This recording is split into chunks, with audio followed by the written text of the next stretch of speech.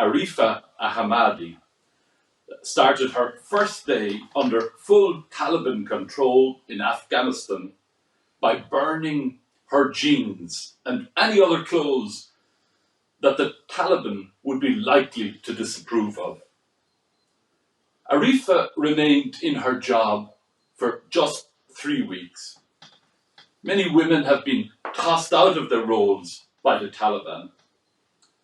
Arifa sadly reports that a man with a long beard is sitting on my chair now. The prophet Isaiah writes about resistance.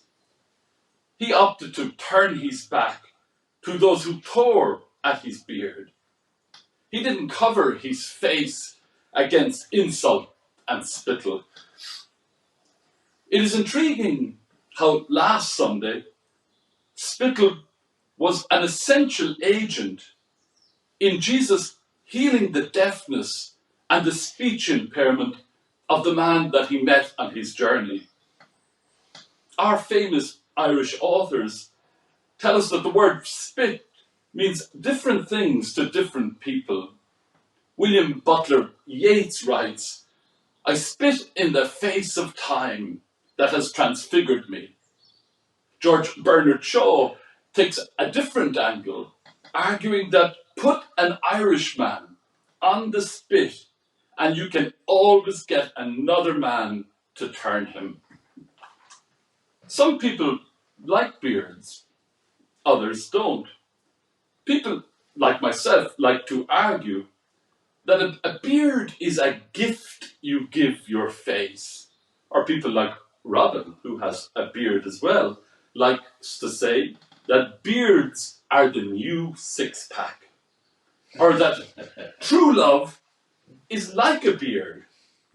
It never ends. It only grows.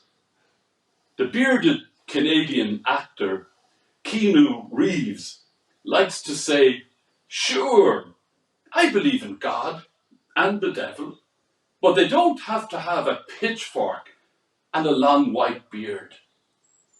John Cleese from Fawlty Towers fame memorably asserted, "For me, the great problem growing up in England was that I had a very narrow concept of what God can be, and it was damn close to an old man with a beard."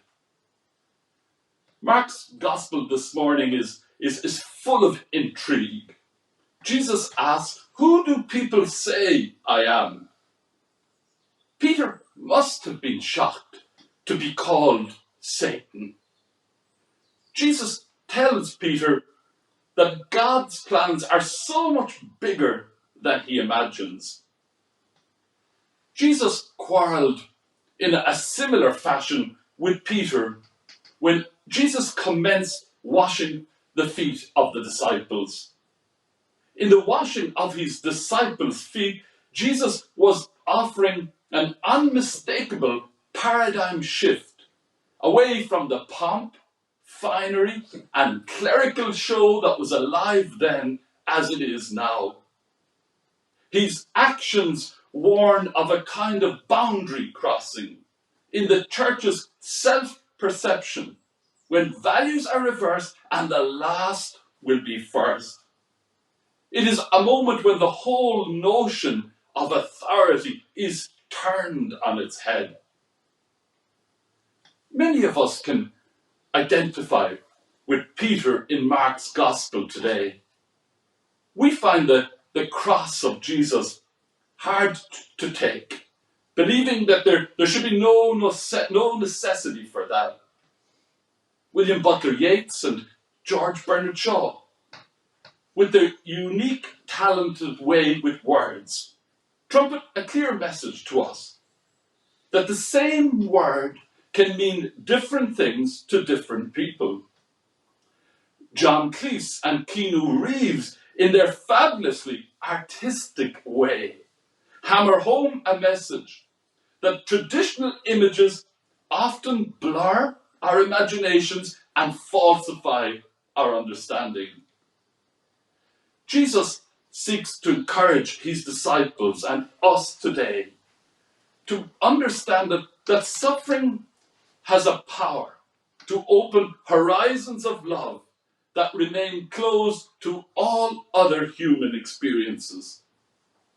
Jesus' encounter with his disciples at Caesarea Philippi represents a high point in Mark's gospel and in the disciples' relationship with Jesus. Peter cannot cope with the idea of a Messiah who is going to be killed. The reaction of Jesus is almost savage. "Get behind me, Satan. Yours are merely human thoughts. They do not represent God's way of seeing things." Jesus seeks to challenge the disciples' image of God. God is much more than a man with a long white beard. Jesus stresses that human thoughts are not God's way of seeing things. Satan is not a man with a pitchfork. Jesus seems to understand that we don't want to carry crosses, and yet says to us, there are gates of mystery that only open to tears. In one of the most important and sometimes forgotten statements of his life, Jesus in Mark's Gospel today promises that he will rise again. Compassion is always the hallmark of the risen Christ. The God of Jesus would want the Taliban on its knees, washing the feet of Arifat and other vulnerable citizens.